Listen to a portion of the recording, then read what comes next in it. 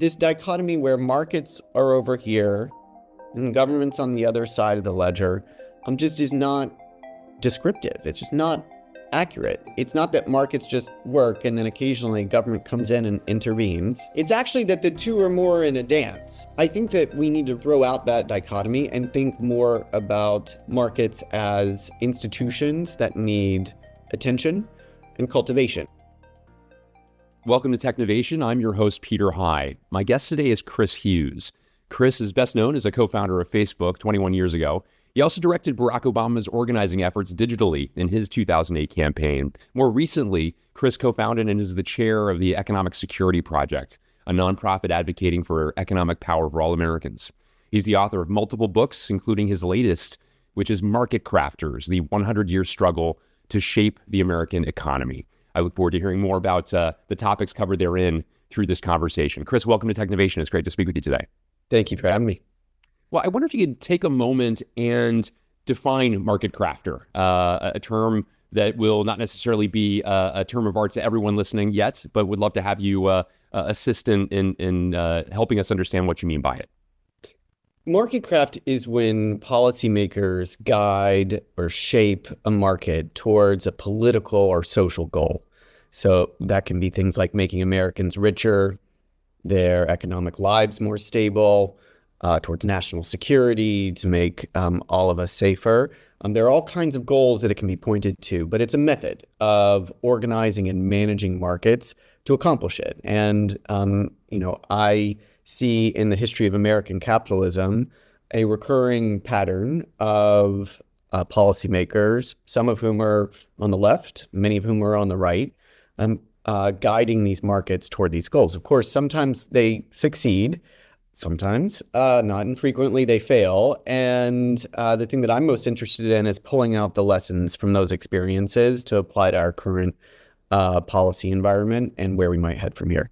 And how much, as you point out, there is market crafting on there, and you do so very well in the book. There's market crafting on the left. There's market crafting on the right. There's certainly a lot of bipartisan market crafting. We'll get into some examples of that momentarily.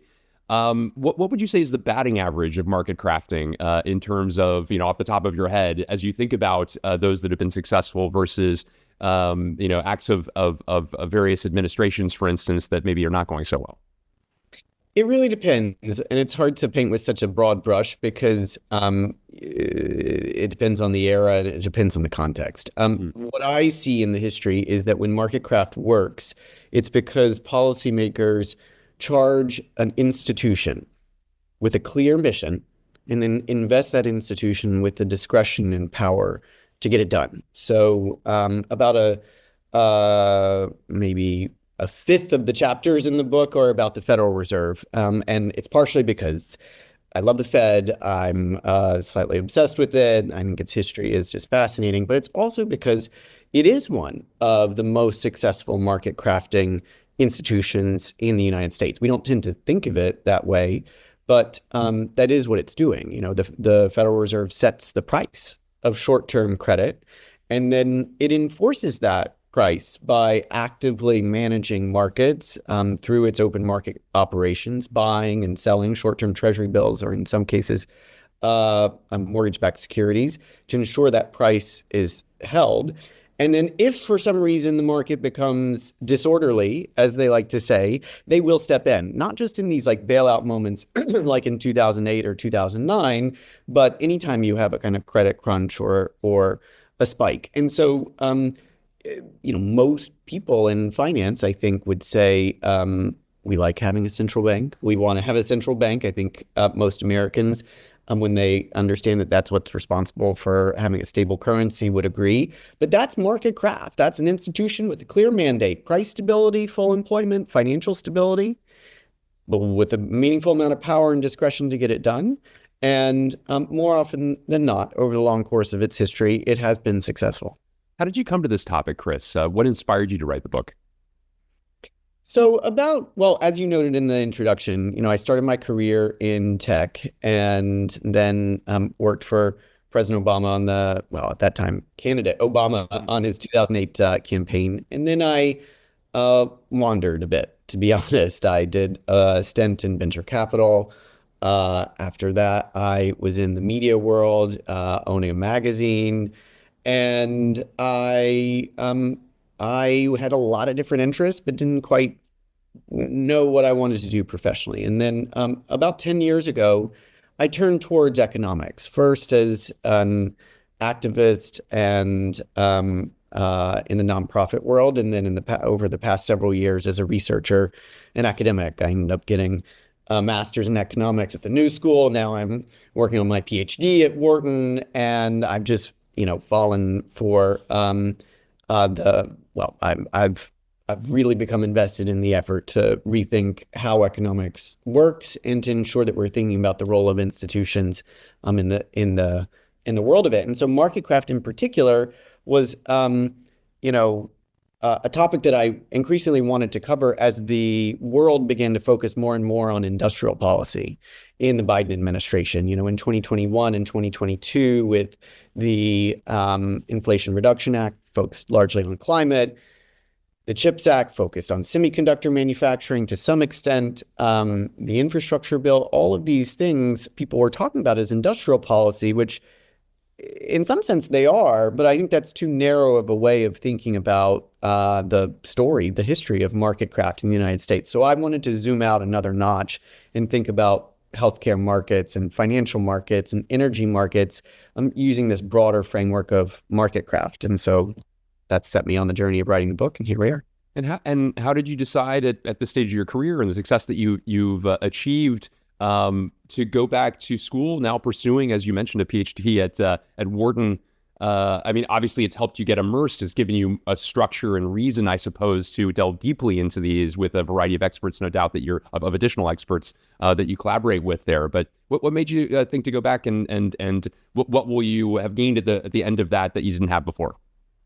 I think it's been a deep craving to become an expert, to know all the things on a certain set of topics. And for me, that is the history, function, methodology, and importance of central banking, industrial policy, anti-monopoly policy, to some extent tax policy, a lot of economic issues, but not just economic issues broadly, but those that involve public policy and the institutions that uh, guide and shape markets in the first place. And so I could have, I guess, done a lot of that research on my own, but I'm an extrovert. I like people, and I wanted to work with a community of scholars who were working on a similar topic, and it's been amazing. I mean, I still have to write the dissertation, so let's talk in another year or two. I'd like to focus my energies on that on the other side of this book, but it's been really rewarding. I mean, it's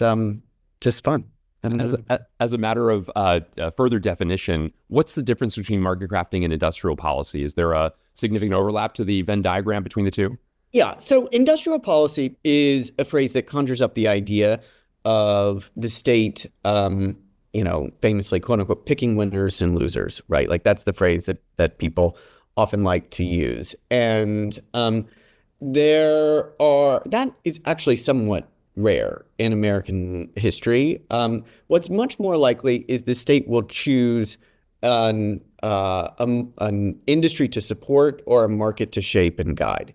And so when we talk about industrial policy, the connotation, it makes you think of like blue collar workers in the industrial Midwest and its industry. And so that is too narrow, I think, if we're thinking about something broadly. And you see that running into political barriers. If you remember in the Biden years, there was a real effort to think about the care economy, which is one of the sectors of the economy that's where jobs are growing, and we need significantly more people. The Biden folks sort of tried to talk about that in the context of industrial policy, and it just, I think, sort of fell flat. At least it did for me, because supporting home healthcare aides just doesn't really sound or feel like industrial policy. However, I think, broadly speaking, was the right thing to do. We need more healthcare workers. We need that work to be those workers to be more abundant. We need it to be cheaper for consumers. And so that to me is an effort or an impulse at Marketcraft. And similarly with the Fed or in housing markets or in all of these different places, we need this broader concept of saying, hey, we have a goal. We want to take housing as an example. We want to build 4 million housing units by 2030. In order to do that, we are going to need to think about all kinds of things, certainly streamlining building requirements and zoning, as a lot of folks are talking about these days, but also public investment from the state, but potentially a housing construction fund that would change the cost of developing, standard setting for modular housing, procurement. I mean, we could go through a whole list of public policy tools that could help craft that market to bring down prices. And I think, personally, I think that's what we should be doing. And I think if we were just talking about an industrial policy for housing, it would be too narrow. That's interesting. And you note that there's often a feeling of markets sort of versus the government, which you note is a false dichotomy. And in some ways, I read portions of the book as sort of an answer to Adam Smith or Milton Friedman in some ways. You talk about the markets, like you note that markets are not necessarily natural phenomena.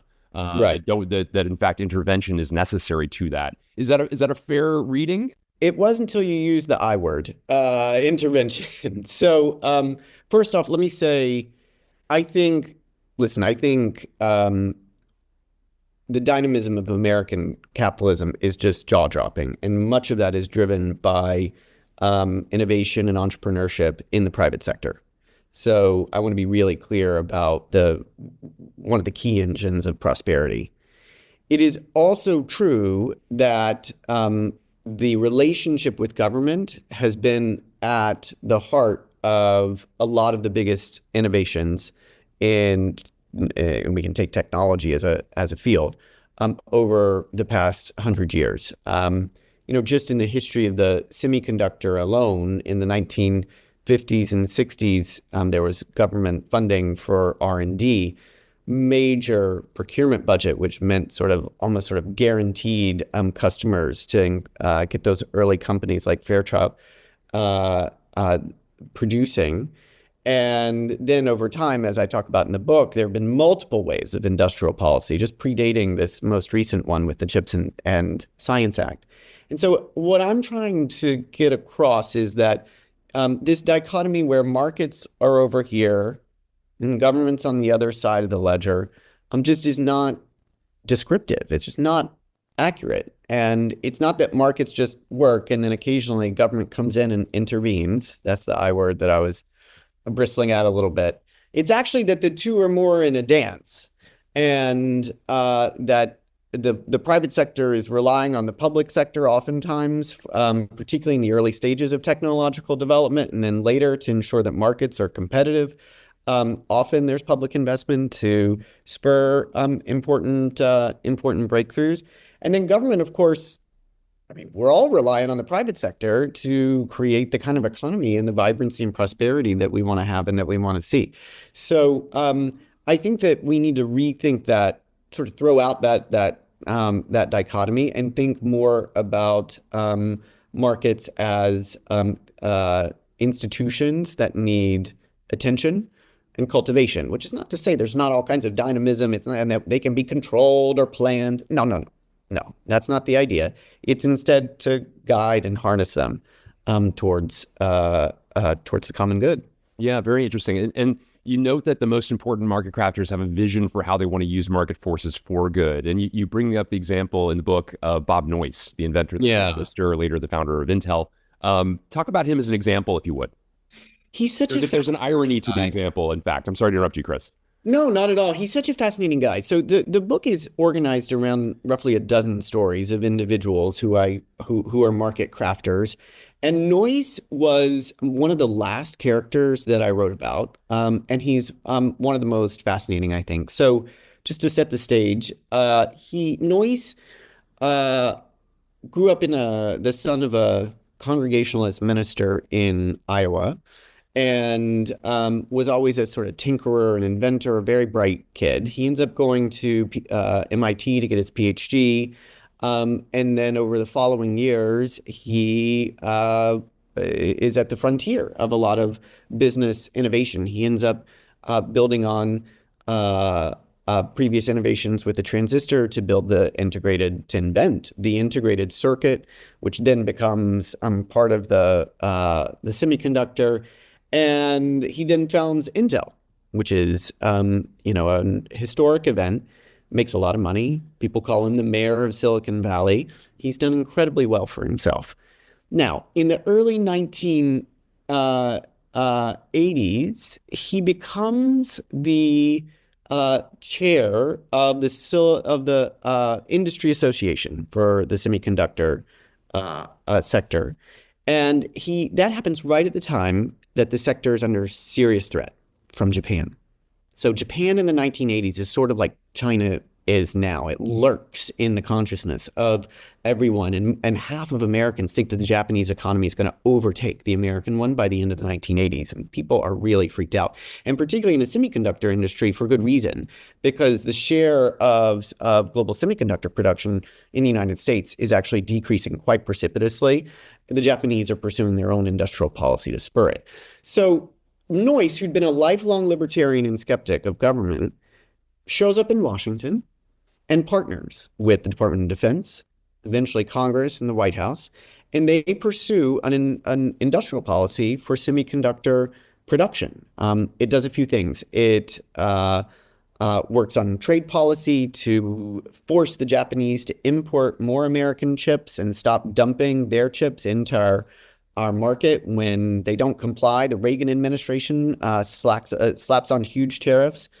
And perhaps more importantly, it creates a new institution called Symatech, funds it with hundreds of millions of dollars, not just to produce cutting edge chips, but to actually help the vertical supply chain integration. In other words, to get the folks who are building the machines that would help make the chips, to get them talking to each other. So they literally all come to the headquarters in Austin, where Noyce is running the whole thing, and begin to talk, coordinate, and build efficiencies.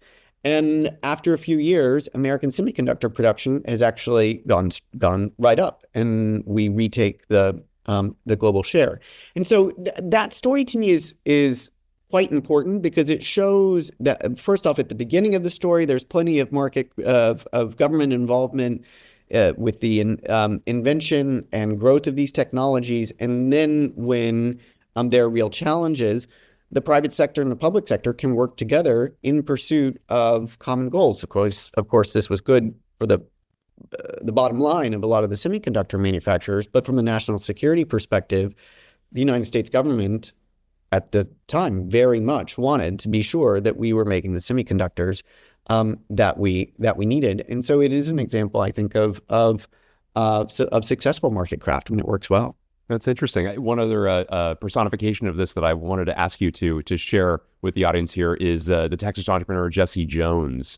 Can you talk a bit about why you included him among the examples? So Jesse, I think Robert Noyce, I think I would have liked as a person he died in the early 90s. So I think I would have enjoyed spending time with Noyce despite our differences.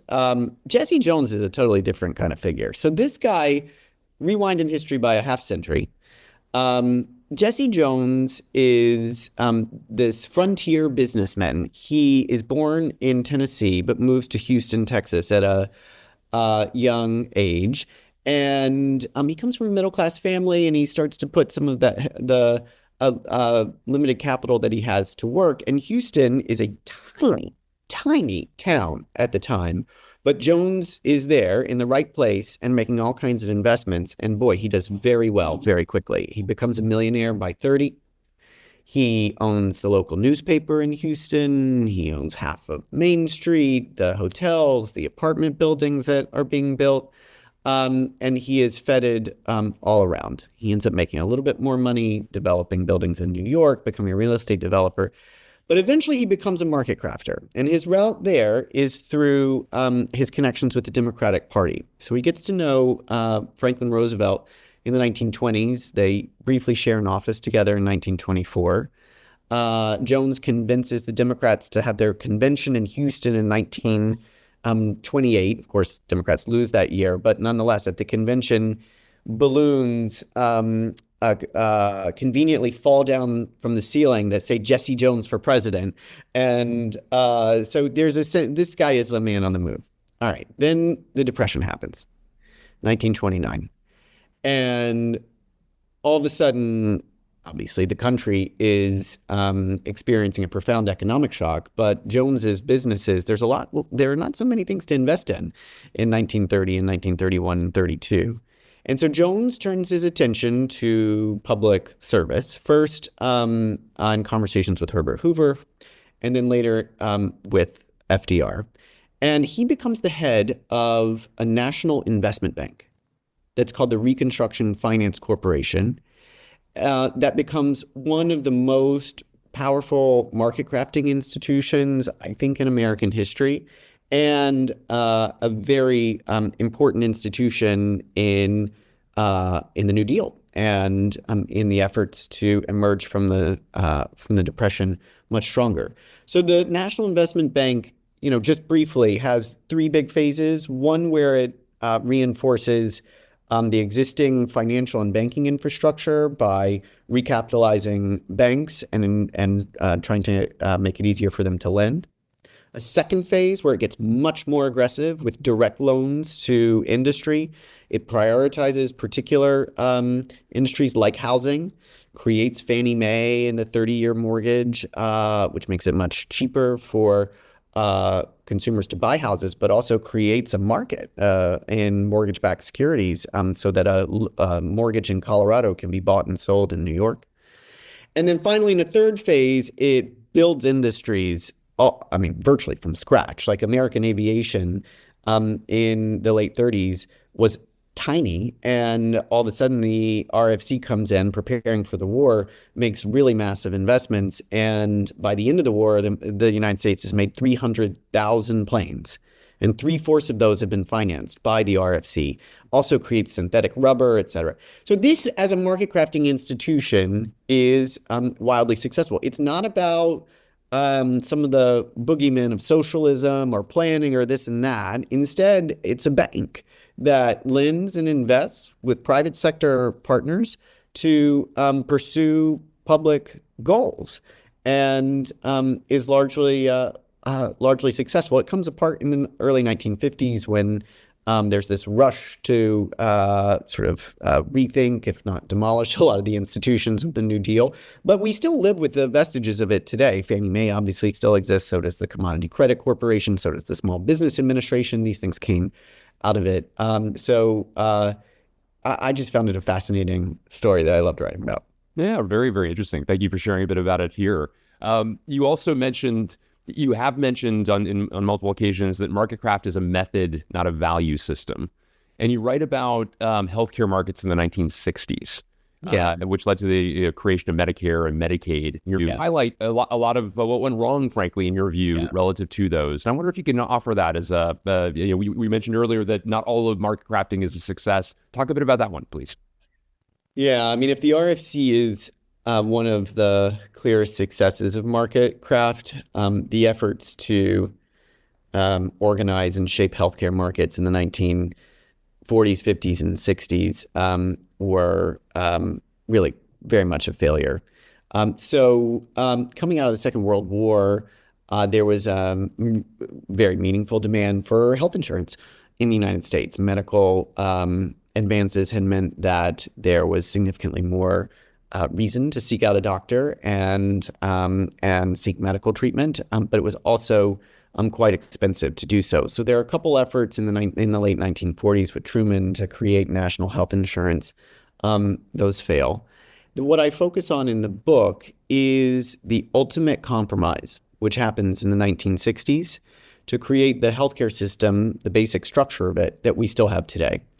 And the reason that it's a failure of Marketcraft is because in the pursuit of legislative compromise, um, Congress and the Johnson administration as well create this, what they at the time call a three-layered cake. Now looking back on it, it's really just, balkanization gone awry, of private health insurance for workers, Medicare for the elderly, Medicaid for the indigent, and a whole host of folks who just fall out of the picture because they're either not employed or their employer isn't large enough or they're domestic workers. And the result is, I mean, we all know America pays roughly double. We have double what other industrialized countries pay for healthcare with outcomes that are roughly the same.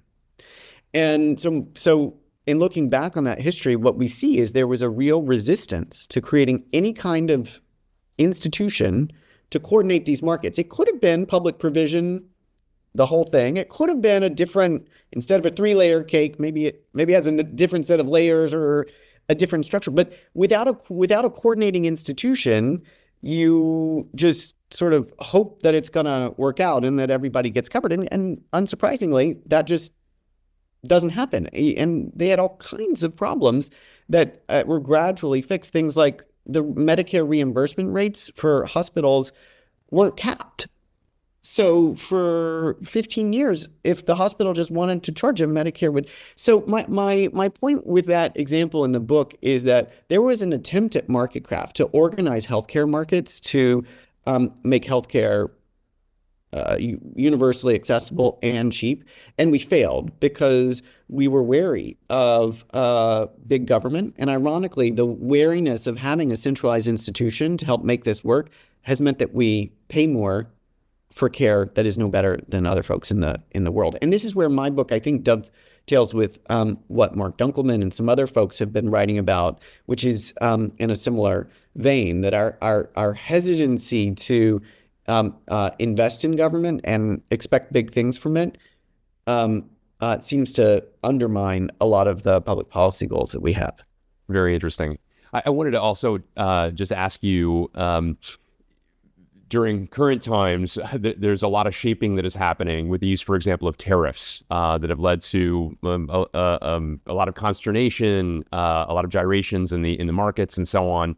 How optimistic are you, if I may take a guess, that you're not so pleased with the actions of the current administration? How optimistic are you that market crafting is a way out eventually from this? I am optimistic that we can craft markets to make them more stable, to make Americans richer, and to bring down their costs. So I do remain optimistic. This administration is not market crafting. Let's just be really clear about that. They are creating immense uncertainty for investors across sectors by effectively leading by impulse. One day we have these enormous tariffs. The next week, well, some of them are off, but some of them are still on, and maybe some of them will come back. One week, Jay Powell, they're looking seriously at illegally firing him. And Trump says that. The White House advisors confirm that they're looking at. The next week, oh no, we never thought about that. We're not going to do that. Even just this week, like now the idea is that the China-specific tariffs are going to come down. I don't know. It's just it's chaos, and so that's not Marketcraft. It in theory could be possible to have a Marketcraft that is led by Trump or Republicans. In fact, many of the folks who now work for Trump, people like Marco Rubio and J.D. Vance, had spent years in the Senate thinking about public policies that would craft markets. Like Vance himself, right before he became the vice presidential nominee, was going to introduce a bill for a national investment bank, similar to the RFC that we were just talking about in the New Deal. Now, it was going to be focused on things like, drones and critical minerals and those kinds of priorities, and not things that, left of center folks might be more sympathetic to, like climate change, et cetera. But nonetheless, like that impulse is real and alive. It's just not showing up in any meaningful way in the Trump administration. But it is possible to craft markets in the future. And I do think that as the unpredictability and the impulsivity of this current economic policy continues, there will be more interest on the left, and probably I think in pockets on the right, for a more organized and clear approach to crafting markets for public policy goals. That's where we were during the Biden years on the right and left. And I think that we can get back there, assuming the institutions of American democracy hold firm, which I think and hope they will, but I'm concerned about.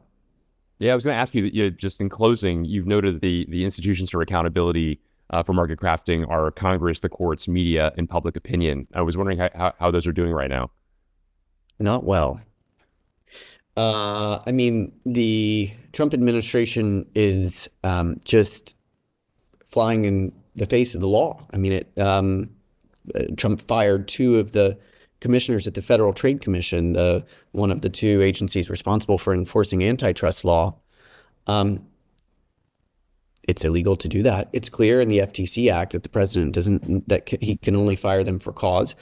Trump did it anyway. He did the same thing at the National Labor Relations Board, at the credit unions. And this is the reason that I think this time around people are particularly concerned about these threats about the chair of the Fed, is because there's a fact pattern of the administration taking these. So, I think we're all waiting and watching what the courts will do, and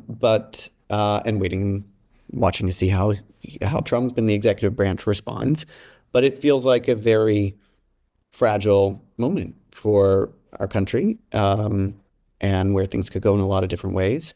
And to be honest, I think that's the reason that's all the more important to be talking about Marketcraft now, because if we are able to get through this very chaotic and challenging period, we will need clear ideas to respond to the things that most American families continue to be concerned about, like lowering the cost of living, and that are not just promises to do it, but actually have policy specifics for how to get that done. And we need to be doing that work now, so that we're ready to develop and deploy a better vision.